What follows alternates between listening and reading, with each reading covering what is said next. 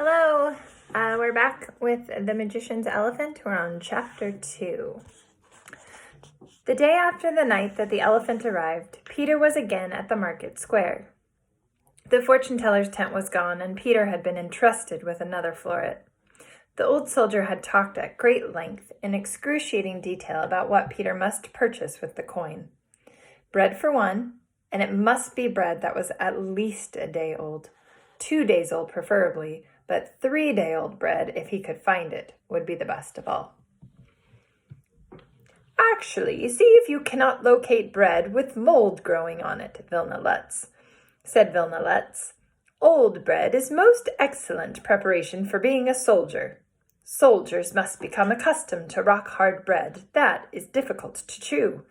It makes for strong teeth, and strong teeth make for strong heart, and therefore a brave soldier. Yes, I believe it to be true. I know it to be true. How hard bread and strong teeth and a strong heart were connected was a mystery to Peter, but as Vilna Letts spoke to him that morning, it became increasingly obvious that the old soldier was once again in the grips of a fever that had not much sense would be gotten from him. You must ask the fishmonger for 2 fish, and no more, Vilna Letts said. Sweat shone on his forehead. His beard was damp. Ask him for the smallest one. Ask him for the fish that others would turn away.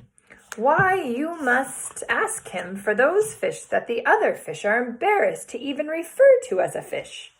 Come back with the smallest fish, but do not, I repeat, come back to me empty-handed with the lies of fortune tellers upon your lips. I correct myself. To say the lies of fortune tellers is a redundancy. What comes from the mouths of fortune tellers is by definition a lie. And you, Private Dushin, you must find the smallest possible fish. So Peter stood in the market square in line at the fishmonger's, thinking of the fortune teller and his sister and the elephants and fevers and exceptionally small fish. He also thought of lies, and who told them and who did not, and what it meant to be a soldier. Honorable and true, and because of all the thoughts in his head, he was listening with only half an ear to the story that the fishmonger was telling the woman ahead of him in line. Well, he wasn't much of a magician, and none of them was expecting much, you see. That's the thing, nothing was expected. The fishmonger wiped his hands on his apron. He hadn't promised them nothing special, and they wasn't expecting it neither. Who expects something special nowadays anyways, says the woman. Not me, I've worn myself out expecting something special. She pointed at a large fish. Give me one of them mackerels, why don't you? Mackerel it is, said the fishmonger, slinging the creature onto the scale. It was a very large fish. Vilna Letts would not have approved. Peter surveyed the fishmonger's selection. His stomach growled. He was hungry, and he was worried. He could not see anything alarmingly small enough to please the old soldier. And also give me a catfish, said the woman. 3 of them. I want 'em with the whiskers longish, don't I? Tastier that way. The fishmonger put 3 catfish on the scale. In any case, he continued, they was all sitting there, the nobility, the ladies and the princesses and the princes all together in the opera house, expecting nothing much. And what did they get? I won't even pretend to know, said the woman. What fancy people get is most surely a mystery to me. Peter shifted nervously from foot to foot. He wondered what would happen to him if he did not bring home a fish that was sufficiently small. There was no predicting what Vilna Letts would say or do when he was in the grips of one of his terrible reoccurring fevers. Well, they wasn't expecting an elephant, that much is for true. An elephant, said the woman. An elephant? Said Peter. At the sound of the impossible word on the lips of another, he felt a shock travel from the tip of his feet to the top of his head. He stepped backward. An elephant, said the fishmonger. come right through the ceiling of the opera house, landed on top of a noblewoman named Lavan. An elephant, whispered Peter. Ha, said the woman. Ha, ha, ha. It most surely couldn't have. It did, said the fishmonger. Broke her legs. La, the humor of it. And don't my friend Marcel wash the linens of Madame Lavan? Ain't the world as small as it can be? Just exactly, said the fishmonger. But please, said Peter, an elephant. Do you know what you say? Yes, said the fishmonger. I say an elephant. And she came through the roof. Didn't I say that too? Where is this elephant now, please? Said Peter. The police have got her, said the fishmonger. The police, said Peter. He put his hand up into his hat. He took the hat off and put it back on and took it off again. Is this child having some sort of hat-related fit? Said the woman to the fishmonger.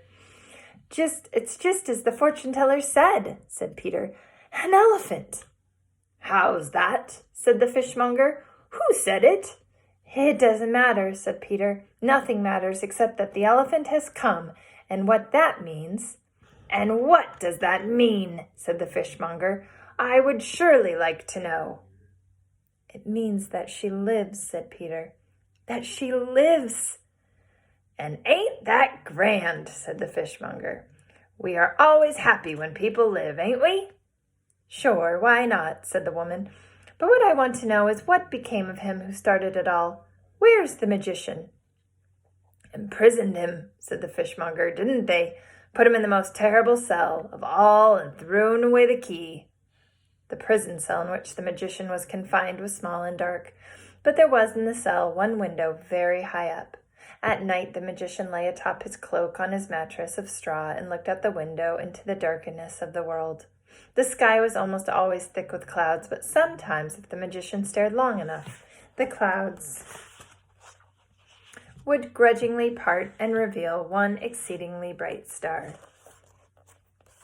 Here's a picture of the magician lying in his cell.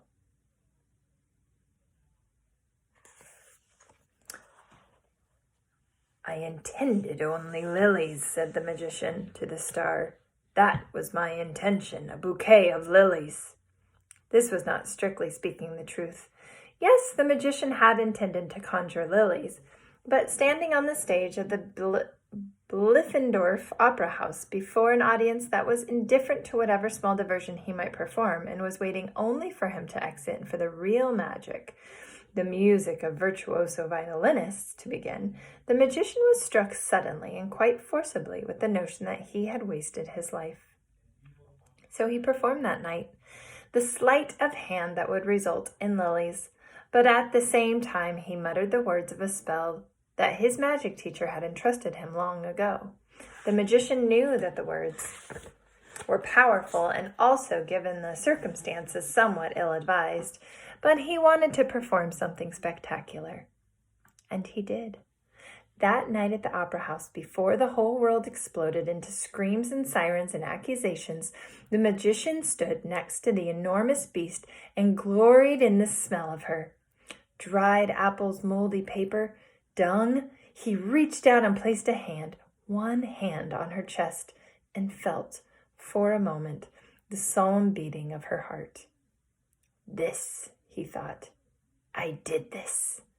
And then he was commanded, later that night, by every authority imaginable, the mayor, a duke, a princess, the captain of police, to send the elephant back, to make her go away, to, in essence, disappear her. The magician had dutifully spoken the spell, as well as the words themselves backward, as the magic required, but nothing happened. The elephant remained absolutely, empathetically, undeniably there, her very presence serving as some indisputable evidence of his powers. He had intended lilies, yes, perhaps, but he had also wanted to perform true magic. He had succeeded, and so no matter what words he may have spoken to the star that occasionally appeared above him, the magician could summon no true regret for what he had done. The star, should be noted, was not a star at all. It was the planet Venus. Records indicate that it shone particularly bright that year. All right, chapter 3 is next.